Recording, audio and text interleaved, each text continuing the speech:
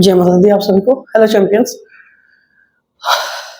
तो subordinate conditions हम आप पढ़ रहे हैं। So without wasting time let us start and once again good morning. आज हम आप देखने जा रहे हैं ऑल्दो, दो, even though, even if, right. फिर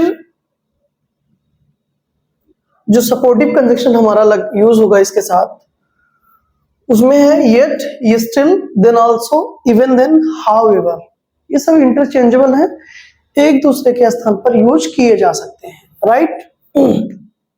जैसे देखिए दो, although, even though, even if, इनका जो हिंदी में सेंस आता है वो आता है भले ही, यद्यप या फिर हालांकि।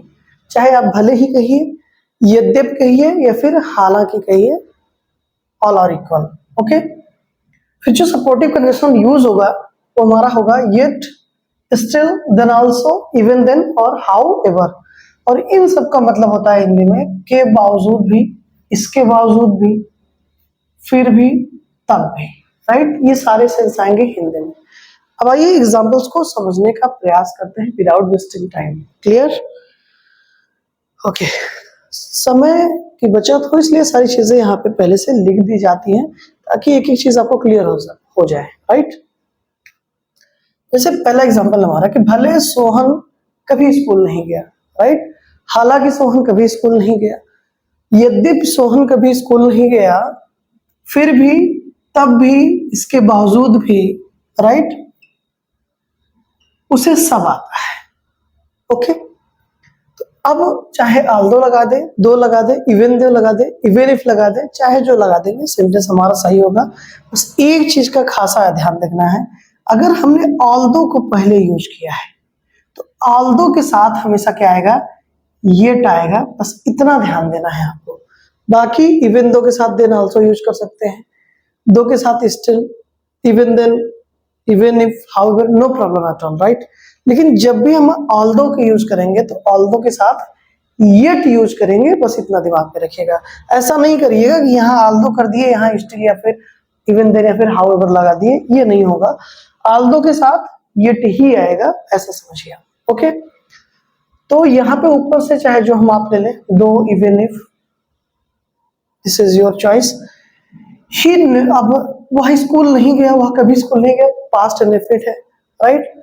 तो क्या किया हमने, he never went to school.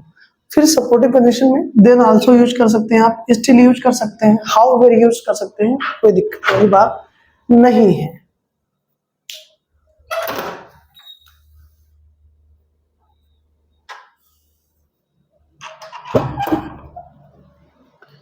Okay.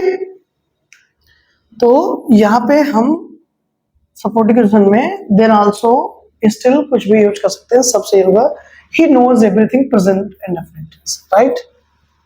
Any problem?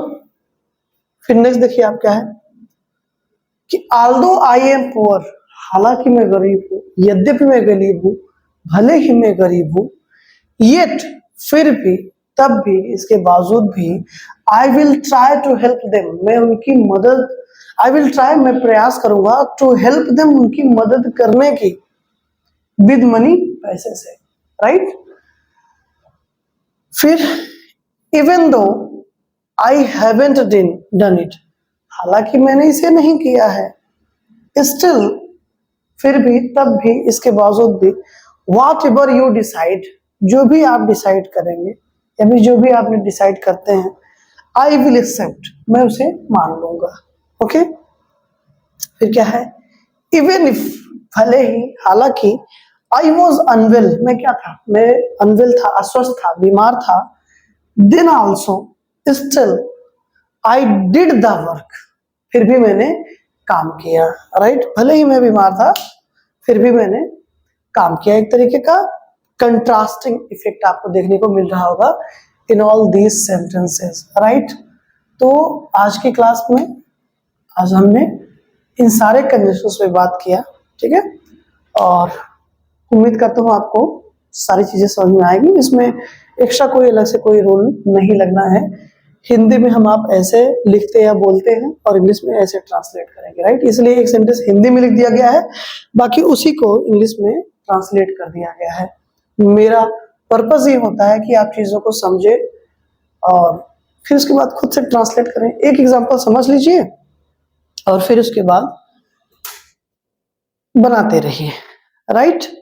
कोई दिक्कत नहीं आएगी, कॉन्सेप्ट समझ में आ गया तो कोई भी प्रॉब्लम नहीं होगी, रटने की आवश्यकता नहीं होगी। There is no need to mug up anything, okay. I hope आपको ये समझ में आया होगा। फिर भी if you have any kind of issue, doubt, you can ask, no problem at all.